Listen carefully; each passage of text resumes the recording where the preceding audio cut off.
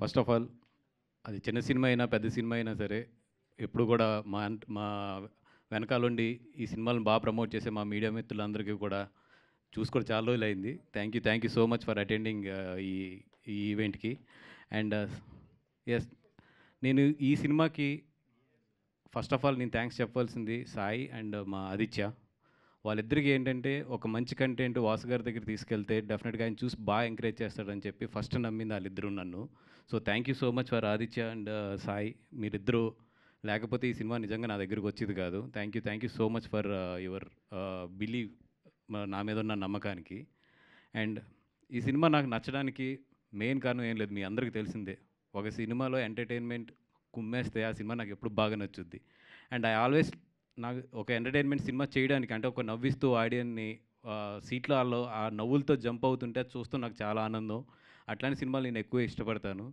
And ఈ సినిమాలో especially నేను ఇష్టపడింది ఏంటంటే, ఏ మాత్రం ఒక ఇంటర్మీడియట్ ఒక కుర్రోడు ఎంత మాట్లాడతాడో, ఒక ఇంటర్మీడియట్ కుర్రోడు ఎలాగ ఆలోచిస్తాడో, ఒక ఇంటర్మీడియట్ కుర్రోడు వాళ్ళ పేరెంట్స్ దగ్గర వీళ్ళందరి దగ్గర ఎలా డుమ్మాలు కొడతాడో, ఫ్రమ్ ద టైటిల్ దగ్గర నుంచి ఫ్రమ్ ద ఎండ్ క్లైమాక్స్ వరకు అంతే మెయింటైన్ చేశాడు డైరెక్టర్. నిజంగా హ్యాట్స్ ఆఫ్ మాతన్.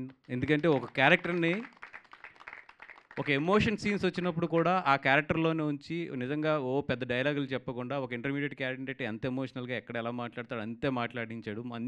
అన్ని సీన్స్లో కూడా అంత కంటిన్యూటీ మెయింటైన్ చేయడం అంటే నిజంగా చాలా కష్టమైన విషయం. ఎక్కడక్కడ ఏంటంటే మనం డ్రామాకి వెళ్ళిపోతాం, అట్లాంటి డ్రామాకి వెళ్ళకుండా చాలా లైటర్ వేలో నవ్విస్తూ తీసుకొచ్చాడు మొత్తం సినిమానంతా కూడా.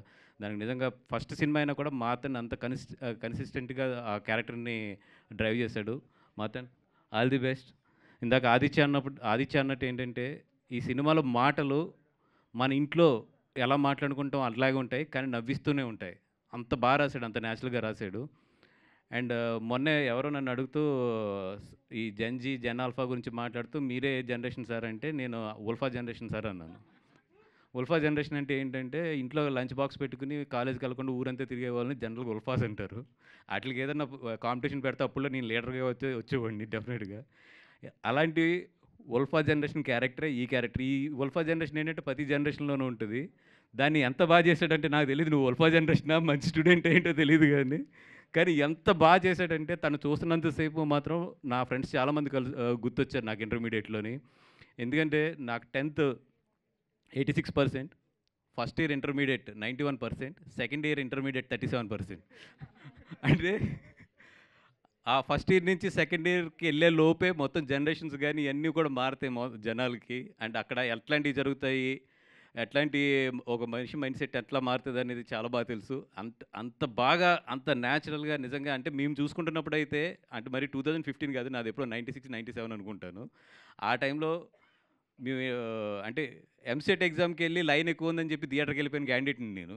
అట్లా అట్లాంటి నాకు ఈ సినిమా చూస్తున్నప్పుడు ఏంటంటే, పక్కా నిజంగా ఏంటంటే, మనం ఆ రోజులు ఇలాగే చేసేవాళ్ళం కదా అనేది ఎన్నిసార్లు అనిపించిందంటే, అందుకే నేను నవ్వుతూ ఉన్నాను మొత్తం ప్రివ్యూ చూస్తున్నంతసేపు. ఎందుకంటే ఒకటే ఏంటంటే, నాకు నా ఫ్రెండ్స్ అందరూ గుర్తొస్తున్నారు ఆ సినిమా చూస్తుంటే. అవును, ఈడి క్యారెక్టర్ ఇది కదా, ఆడి క్యారెక్టర్ అది కదా అని చెప్పి.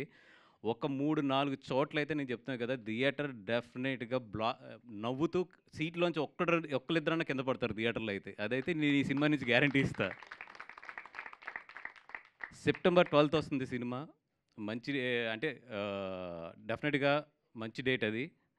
నిజంగా ఇంటర్మీడియట్ స్టూడెంట్స్ అందరికీ నేను చెప్పాను ముందు 3 రోజుల నుంచి కూడా ఫ్రీగా వేసేసండి ఇంటర్మీడియట్ స్టూడెంట్స్కి అని చెప్పి ఒక 2-3 షోలు వేసి వాళ్ళు. ఎందుకంటే ఇది ఏదైతే సోషల్ మీడియా ఇన్ఫ్లుయెన్సర్స్ ఉంటారో మీ అందరికీ సూపర్ కంటెంట్ దొరుకుతుంది రండి. ఎందుకంటే ఎవ్రీ డైలాగ్ దీంట్లో మీరు క్లిప్ వేసుకునే డైలాగే చెప్తున్నారు కదా. చక్కగా రండి, అందరూ బాగా ఎంజాయ్ చేయండి. అండ్ టెక్నికల్ టీం మొత్తం, అంటే ఇప్పుడు పేరు చెప్తే చాలా టైం పడుతుంది కాబట్టి నెక్స్ట్ ఇంకా ఫంక్షన్స్ ఉన్నాయి కాబట్టి మాట్లాడతాను. మీ అందరికీ కూడా అందరు youngsters, super youngsters. And film కూడా అంతే యంగ్గా ఉంది.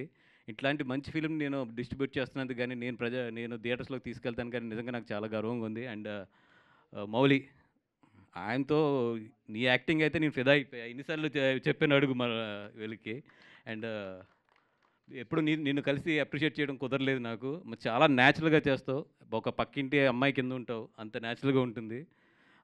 Shivani, all the best. అలాగే వంశీ, నేను ఎప్పుడు ఒక సినిమా చూసి మేము డిస్ట్రిబ్యూట్ చేసినా కూడా ఇప్పుడు కొంచెం ఫెయిల్ అవ్వలేదు. 2018 అవ్వచ్చు, లేదా మన పొలిమేర అవ్వచ్చు, కా అవ్వచ్చు, లేక కమిటీ కుర్రోళ్ళు అవ్వచ్చు, ఇద్దరం కలిసి చేసిన ఈ 4 సినిమాలు కూడా మీకు బాక్స్ ఆఫీస్ దగ్గర ఎట్లాంటి పెర్ఫార్మెన్స్ చేసినాయో తెలుసు.